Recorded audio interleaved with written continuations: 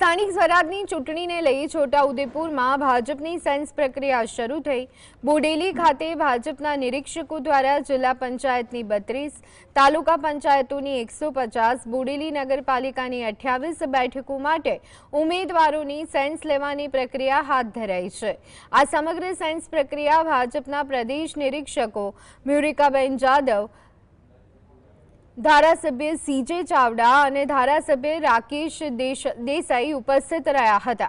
આ દરમિયાન પરવેટા બેઠક પરથી વિકલાંગ કાર્યકર્તા પ્રમોદભાઈ તડવીએ દાવેદારી નોંધાવી છે, તો ભાજપના જિલ્લા પ્રમુખે છોટાઉદેપુરમાં આમ આદમી પાર્ટી કે ચૈતર વસાવાનું કોઈ અસ્તિત્વ ન હોવાનો દાવો કર્યો છે। છોટાઉદેપુર તાલુકા પંચાયતની 26, સંખેડા તાલુકાની 18, કવાંટ તાલુકાની 26, નસવાડી તાલુકાની 22, પાવી જેતપુરની 18, કદવાલ તાલુકાની 16 અને બોડેલી તાલુકાની 24 બેઠકોનો સમાવેશ થાય છે। તો આ સાથે જ જિલ્લા પંચાયતની 32 બેઠકો અને પ્રથમવાર રચાયેલી બોડેલી નગરપાલિકાની 28 બેઠકો માટે પણ દાવેદારો ઉમેદવારી નોંધાવવા ઉમટી પડ્યા છે।